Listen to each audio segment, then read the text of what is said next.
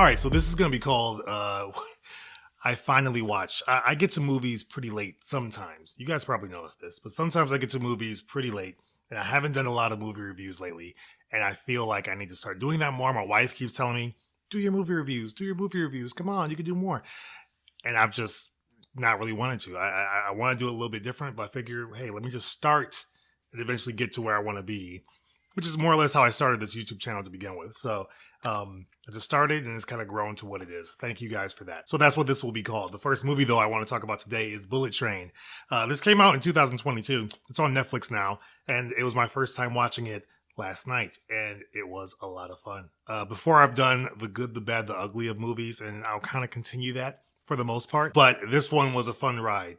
I guess pun intended, since they're on a train the whole time. The movie follows Brad Pitt's Ladybug as an unlucky assassin who's determined to do his job peacefully after one too many gigs has gone off the rails.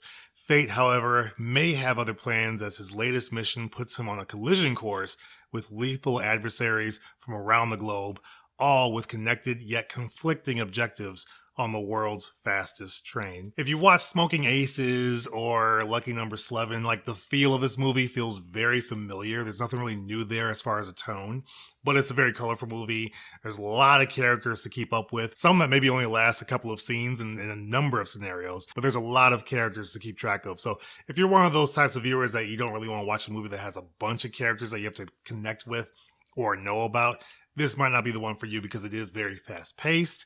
It's a lot of moving parts. And again, it's a lot of characters to keep track of. What I really enjoy from this movie, though, is that you're rooting for the bad guys. All these people are bad people. They're all horrible. They're all assassins. They're all killers in some way.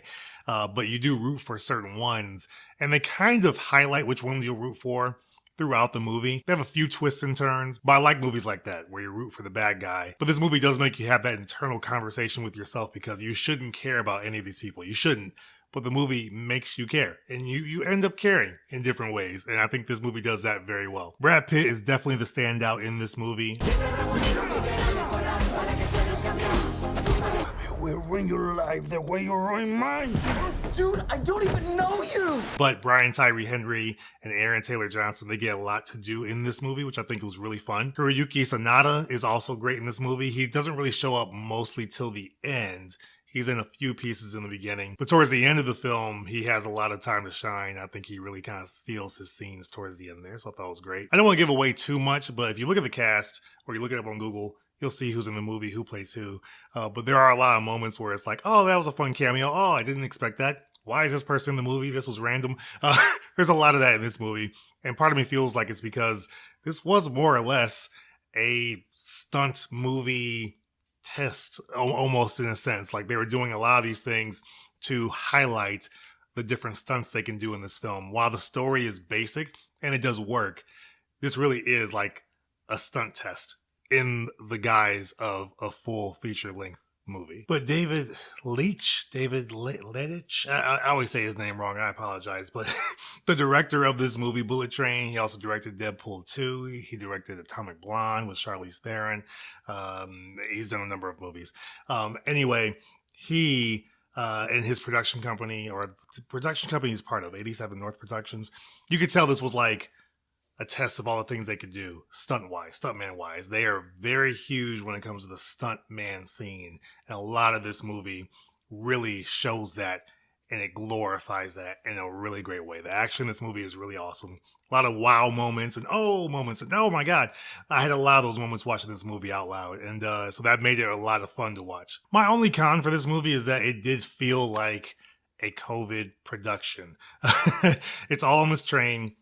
There's a lot of characters. There's a couple of moments where it is a lot of characters and actors on the train at one time in different scenes, but there's a lot of moments where it still did feel like it was very much encapsulated in this dome by itself and not in, part of the rest of the world. So it did feel very isolated at times. Maybe that was just me, and I knew a little bit about the production on this movie, but it did feel somewhat isolated. Some of the stuff they put in this movie was really dope as far as the train is concerned. There's not a lot that happens outside of the train necessarily for the most of the length of the movie, but again, they keep it fresh, they keep it exciting, they keep it engaging, and you do care about different characters throughout the movie. You sure you want to talk this out?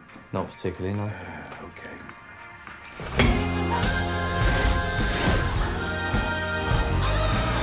Hopefully you enjoy the series. I finally watched. Hopefully you enjoy it. I'm having fun with it already. I'll keep it going as long as I can. If you've seen Bullet Train, let me know in the comments below what you liked from the movie, what you thought about it, what you didn't enjoy. Let's talk about it. Check out the other videos I got for you guys here as always, and I will see you guys on the next one. Take care.